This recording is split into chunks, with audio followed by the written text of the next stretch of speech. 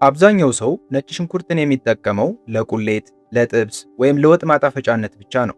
ነገር ግን ነጭ ሽንኩርትን በዚህ በተለመደው መንገድ ብቻ የምትጠቀሙት ከሆነ በሰውነታችሁ ላይ ሊፈጠር የሚችለውን እጅግ አስደናቂ የተፈጥሮ ተአምር በገዛ እጃችሁ እያጣችሁት ነው። ለምን እንደሆነ ሳይንሳዊ እውነታውን እንመልከት። ያ በምግባችሁ ላይ ልዩ ጣዕም የሰጣችሁ ነጭ ሽንኩርት ማታ ከመኝታ በፊት ብትወስዱት ደግሞ ፈጽሞ ወደ ሌላ አስደናቂ የሕክምና ኃይል ይቀየራል። ሳይንሱ ክሮኖኒውትሪሽን ወይም የምግብ አወሳሰድ ሰዓት ሳይንስ ይለዋል። በምሽት የሰውነታችን የምግብ መፈጨት ሂደት ቀዝቀዝ ሲል፣ ሌሊት ስንተኛ ደግሞ የሰውነት የጥገናና የረፍት ወርቃማ ሰዓት ይጀምራል።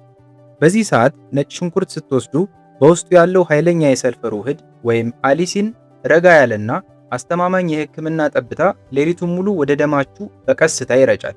ይህ ውህድ ሌሊት ከሚለቀቀው የእድገት ሆርሞን ጋር አብሮ ሲሰራ ሴሎችን ያድሳል፣ የበሽታ መከላከል አቅምን በከፍተኛ ሁኔታ ያነቃቃል፣ እንዲሁም የደም ግፊትን ያስተካክላል።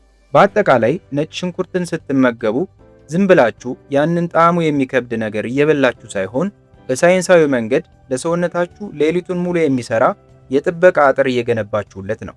ስለዚህ አሁን በአጭሩ አንድ ፍንካች ነጭ ሽንኩርት ማታ ማታ ብንወስድ የሚሰጠንን 10 አስደናቂ ጥቅሞች እናያለን።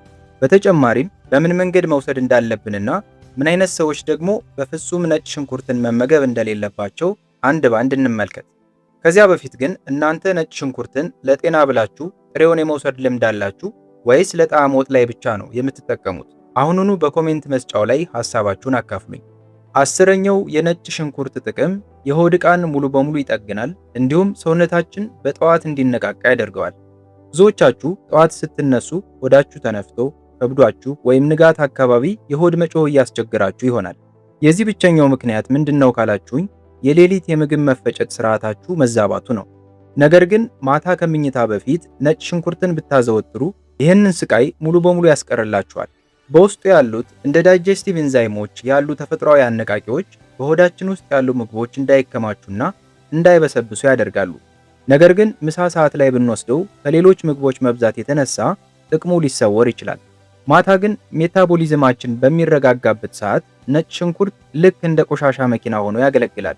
በሆድ ዕቃ ውስጥ የተረገዘውን ጋዝና አላስፈላጊ አየር ጠራርጎ በማስወጣት የበላችሁት ምግብ ቁጭ ብሎ እንዳይበጠብጣችሁ ያደርጋል። በዚህም ምክንያት ጠዋት ከእንቅልፋችሁ ስትነቁ ያንን ከባድ የሆድ መንፋት ስሜት አስወግዶ እጅግ ቀላልና ምቹ የሆነ የሽንት ቤት ቆይታ እንዲኖራችሁም ያደርጋል። 9ኛው ጉበትን በጥልቀት ያጸዳል። ጠዋት ስትነሱ ያለምንም ምክንያት ድካም የሚላችሁና መላ አካላችሁ የሚከብዳችሁ ለምን መሰላችሁ? ጉበታችሁ ሌሊቱን ሙሉ ያከማቸውን መርዝ በአግባቡ ማጽዳት ስላልቻለ ነው። ጉበታችን በሰውነታችን ውስጥ ትልቁና ዋናው የመርዝ ማጣሪያ ሲሆን ልክ እንደ ኮምፒውተር ፕሮሰሰር ሁሉንም ነገር እያጣራ ስራውን ያከናውናል። በተለይም ሳይንሱ ፌዝ 2 የሚለው ሁለተኛውና ዋናው የመርዝ ማጽዳት የኤንዛይም ሂደት እኛ በረዥሙ ተኝተን በምንረካበት በዚያ በሌሊት ሰዓት ላይ እጅግ በጣም ንቁ ይሆናል። ታዲያ በዚህ ወርቃማ ሰዓት ነጭ ሽንኩርት ስትወስዱ በውስጡ ያለው ከፍተኛ የሰልፈር ውህድ ለጉበት ኢንዛይሞች ልክ እንደ ዋና ማገዶ ሆኖ ያገለግላል። ይህ ማገዶ ጉበታችን ሌሊቱን ሙሉ የሚያደርገውን ጥልቅ የጽዳት ዘመቻ እያገዘ በሰውነታችን ውስጥ የተከማቹ መርዞችን ጠራርጎ ያስወግዳል።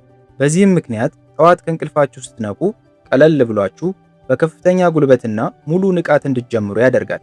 8ኛው ጥቅም የደም ስኳርን ያስተካክላል፣ እንዲሁም የሜታቦሊዝም ስርዓትን ሚዛናዊ ያደርጋል።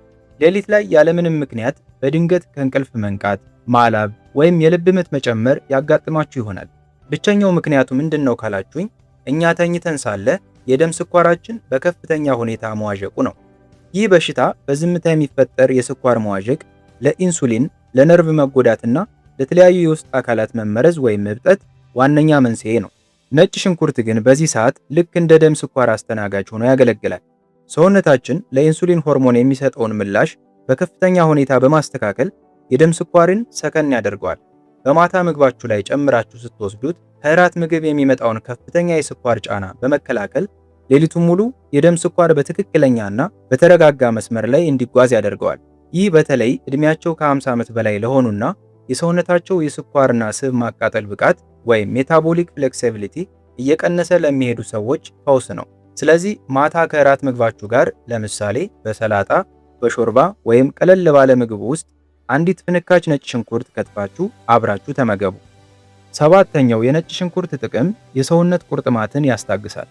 ጠዋት ካልጋችሁ ስትነሱ መገጣጠሚያችሁ ተገታትሮ ቁርጥማት አገርሽቶባችሁ ወይም አእምሯችሁ ጭጋግ ተጭኖት አጋጥሟችሁ ያውቃል? ለምን መሰላችሁ? እናንተ በምትተኙበት ሰዓት በሰውነታችሁ ውስጥ ሲስተሚክ ኢንፍላሜሽን ወይም ስር የሰደደ የውስጥ አካላት እብጠትና መመረዝ ስለሚነግስ ነው። ይህ በዝምታ የሚካሄድ እብጠት ለመገጣጠሚያ መድረቅ፣ ለነርቭ መዛልና በዕድሜ መግፋት ለሚመጡ በሽታዎች ዋነኛው መንስኤ ነው። ነጭ ሽንኩርት ግን በዚህ ሰዓት ልክ እንደ እሳት አደጋ መኪና ሆኖ በሰውነታችን ውስጥ የሚነሳውን የህመም ማዕበል ጸጥ ያደርገዋል። በውስጡ ያሉት እንደ አሊሲን እና ዳያሊል ዳይሰልፋይድ የተባሉ ኃይለኛ የሰልፈር ውህዶች እብጠትን የማጥፋት ተአምራዊ አቅም አላቸው። ማታ ማታ እብጠትን የሚከላከለው የኮርቲሶል ሆርሞን መጠን በተፈጥሮ በጣም ስለሚቀንስ ሰውነታችን ለህመም ተጋላጭ ይሆናል። በዚህ ወርቃማ ሰዓት ነጭ ሽንኩርት ስትወስዱ ውህዶች በቀጥታ ወደ መገጣጠሚያዎችና ነርቮች በመሄድ የተፈጥሮ መልሶ ግንባታውን ይደግፋሉ። በዚህም ምክንያት ጠዋት ሲነቁ ያንን ከባድ የሰውነት መገታተርና መድረቅ አስወግዶ ሙሉ አካላችሁ ዘና እንዲልና ምቾት እንዲሰማችሁ ያደርገዋል። 6ኛ የልብና የደም ዝውውርን ያስተካክላል። ለመሆኑ የጥንት አያቶቻችንና የባህል ሕክምና አዋቂዎች ነጭ ሽንኩርትን ማታ ማታ እንድንወስድ አጥብቀው የሚመክሩት ለምን መሰላችሁ? ሚስጥሩ እኛ ስንተኛ ልባችን በሚያደርገው ልዩ የማገገሚያ ምዕራፍ ውስጥ ነው የተሸሸገው። ሌሊት ላይ አረፍ ስንል የልብ ምታችንና የደም ግፊታችን በተፈጥሮ ዝቅ ይላል።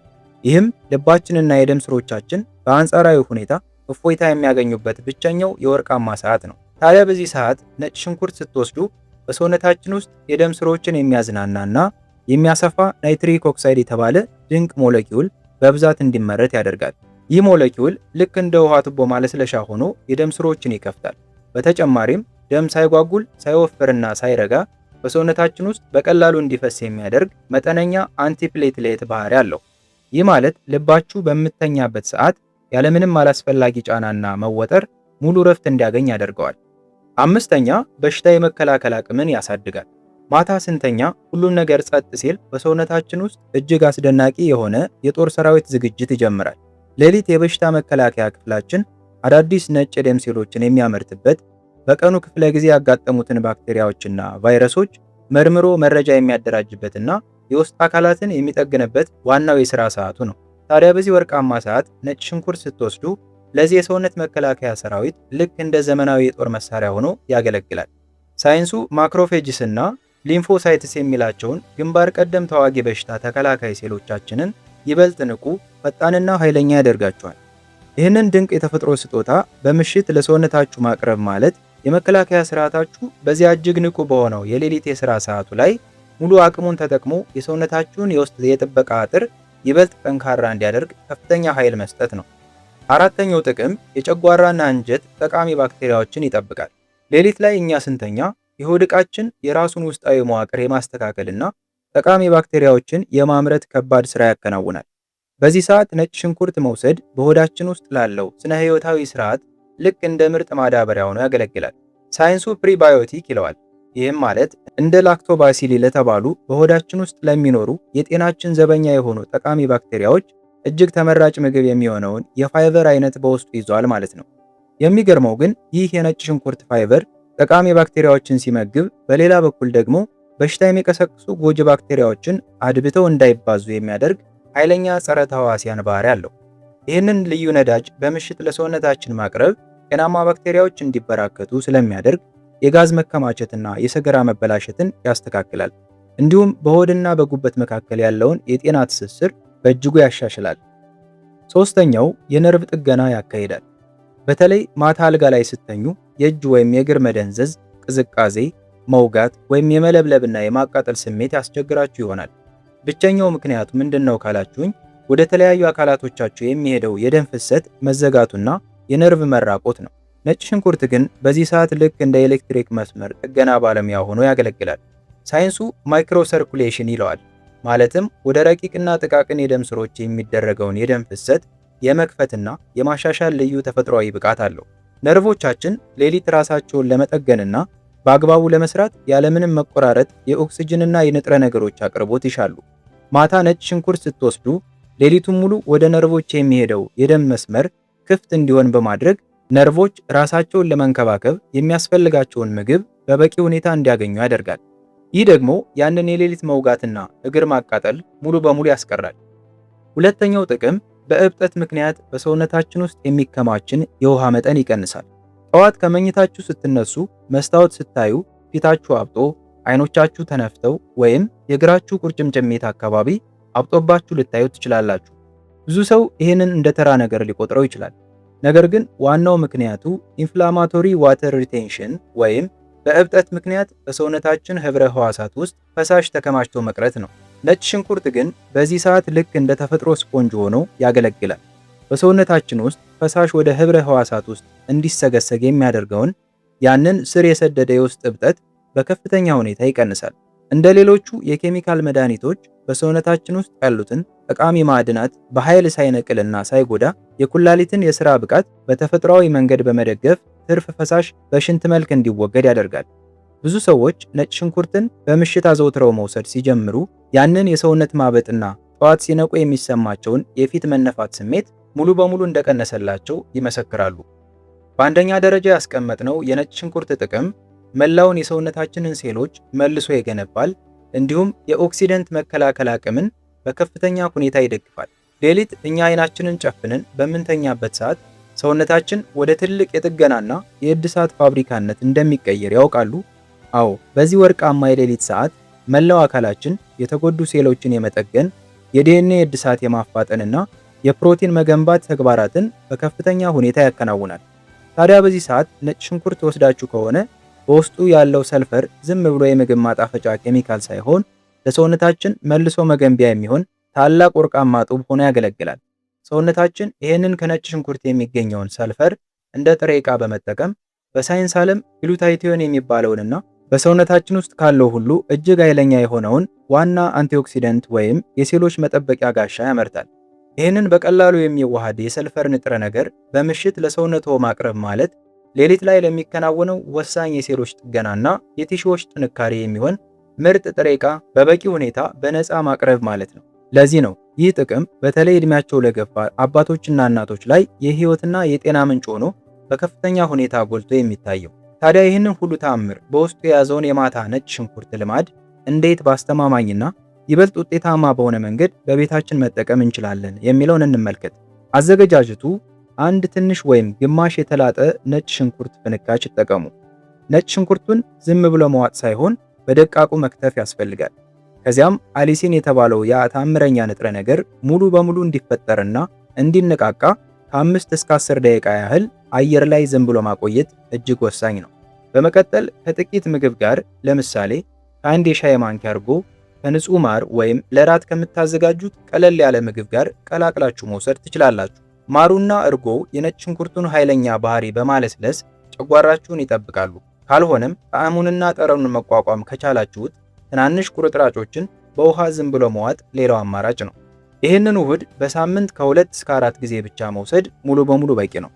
በፍጹም ልንሳሳተው የማይገባ ጥንቃቄ። ብዙ ሰዎች ጥቅሙ የሚገኘው ብዙ ከመመገብ ይመስላቸዋል። ነገር ግን አብዝቶ መውሰድ የተሻለ ለውጥ አያመጣም። ይልቁንም የጨጓራን ግድግዳ ሊያቆስል ይችላል። ከመተኛታችሁ በፊት በትልቅ መጠን መውሰድ ወይም ሙሉ በሙሉ በባዶ ሆድ ጥሬውን መብላት የከባድ ቃጠሎ ስሜት ሊፈጥር ስለሚችል ያለ እረፍት በየቀኑ ከመውሰድ ተቆጠቡ።